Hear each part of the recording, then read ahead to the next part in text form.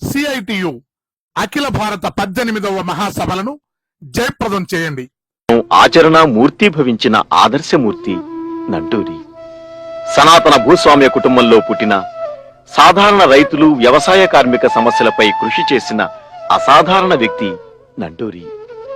ఆంధ్ర రాష్ట్ర కార్మికోద్యమ నిర్మాణంలో, ముఖ్యంగా సిఐటియు నిర్మాణంలో నండూరి పాత్ర అద్వితీయం, అపూర్వం, అమోఘం. ఆయనో విజ్ఞాన ఖని. మార్క్సిస్టు మూల సూత్రాల నుండి క్రికెట్ ఆట వరకు, వేదాలు ఉపనిషత్తుల నుండి ఆధునిక తెలుగు ఇంగ్లీషు సాహిత్యాల వరకు అవపోసన పట్టిన పండితుడు శ్రీ నండూరి. మన ముందు మాత్రమైనటువంటి కర్తవ్యం ఉన్నది. అది భారతదేశంలో కష్టజీవుల యొక్క రాజ్యాన్ని ఏర్పడటం, అది మన యొక్క అంతిమ లక్ష్యం. దాన్ని మనం ఎప్పుడు కూడా మర్చిపోలేం. దీనిలో కార్మిక వర్గం ప్రధాన పాత్ర వహిస్తుందని, కార్మిక వర్గం నాయకత్వం వహిస్తుందని చెప్పి మనం చెప్తున్నాం. కార్మిక వర్గానికి అండగా, కార్మిక వర్గానికి మిత్రులుగా ఇతర అందరి కష్టజీవులు కూడా కలిసి వస్తారు అని చెప్తున్నాను. అందుచేతనైతే ఆ విప్లవ సాధన కోసం చెప్పి మన ఉద్యమం అంకితమైనది, అంకితం కావాలి. కార్మికోద్యమంలో సంస్కరణవాదాన్ని ప్రతిఘటించడంలో ఆయన పాత్ర చిరస్మరణీయం. ప్రపంచ ట్రేడ్ యూనియన్ల సమాఖ్య ఉపాధ్యక్షునిగా కూడా పనిచేసిన నండూరి ప్రపంచ శాంతి ఉద్యమాల్లో సైతం నాయకత్వ పాత్ర వహించారు. ఆఖరు క్షణం వరకు కార్మికోద్యమానికై తన సర్వస్వం ధారపోశారు. స్వాతంత్రానికి పూర్వమే రైతు సంఘ నాయకునిగా నిలిచారు. మునగాల జమీందారు వ్యతిరేక పోరాటంలో రాటుదేలారు. అఖిల భారత కిసాన్ సభ ప్రధాన కార్యదర్శిగా, స్వాతంత్రం వచ్చాక కొంతకాలం ఆంధ్రప్రదేశ్ వ్యవసాయ కార్మిక సంఘ నాయకునిగా పనిచేశారు.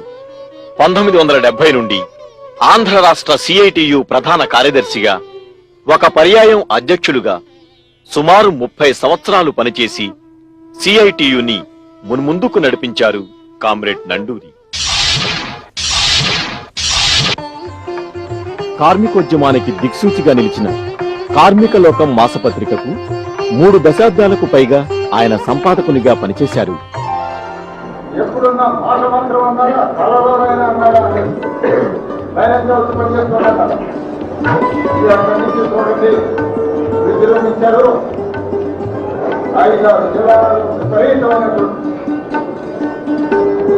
ముఖ్యంగా ఆయుధాలు పుట్టిన బహిరంగ సభలు జరపడం, అదేవిధంగా రాష్ట్రం అంతటి కూడా బలాత్కరంగా కూడా లారీలు, ట్రక్కులు, బస్సులు ఇవన్నీ కూడా కమెంట్ చేసి జనాన్ని తోడుకొచ్చి అక్కడ బహిరంగ సభ జరపడం, ఆ బహిరంగ సభతో అత్యంత పాలనాయుధాలతో కూడా ప్రదర్శనలు జరపడం, దాని విలువన ఈ మహారాజు ఈ పబ్లిక్ సంఘం కానివ్వండి చూస్తూ ఉంటే అందులో ఈ రోజుల లక్షణము కూడా ఎదుర్కొంటున్నటువంటి సమస్య బీజేపీ.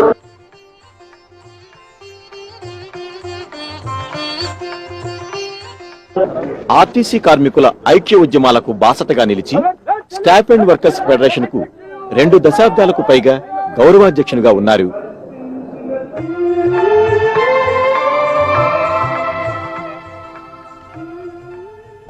ఈ పోరాటాల్లో కార్మిక వర్గం ముందు పెట్టనే ఉంటూ ఉన్నది.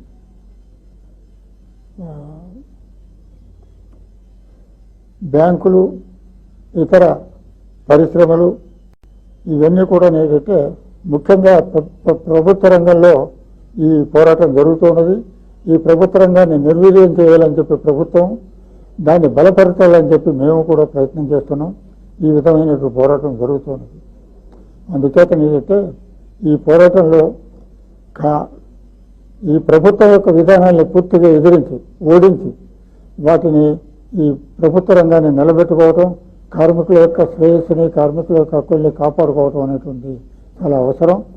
అది కార్మికుల యొక్క విద్యుక్త ధర్మం. ద్రవ్యనీతి వాళ్ళు గ్లోబలైజేషను, ప్రైవేటైజేషను, లిబరలైజేషన్ అనేటువంటి మార్గాల ద్వారా ఏదో పెట్టుబడిదారీ విధానమే ముక్తి మోక్షం ప్రసాదిస్తుంది, సోషలిజం యొక్క ధ్యేయం, సోషలిజం యొక్క శకం అయిపోయింది అని చెప్పి వాళ్ళు చెప్తున్నారు. ఇది పూర్తిగా అబద్ధం. ఈ రోజున పెట్టుబడిదారీ ప్రపంచం ఎటువంటి సంక్షోభంలో ఉన్నదో మనం చూస్తున్నాం. అంతకంతకీ అది అధికమవుతున్నది. అందుచేత ఏంటంటే కార్మిక వర్గం తన యొక్క ధ్యేయం కోసం అని చెప్పి పోరాటం అనేటువంటిదే ముఖ్యమైనటువంటి ఉద్దేశం. ఈ రోజున అనేకమైనటువంటి పోరాటాలు జరుగుతున్నాయి. పోరాటం ఆగలేదు. జీవన క్రమంలో ఓ భాగమైంది. ఎన్నో దశల్లో ఎన్నో దిశల్లో సాగింది.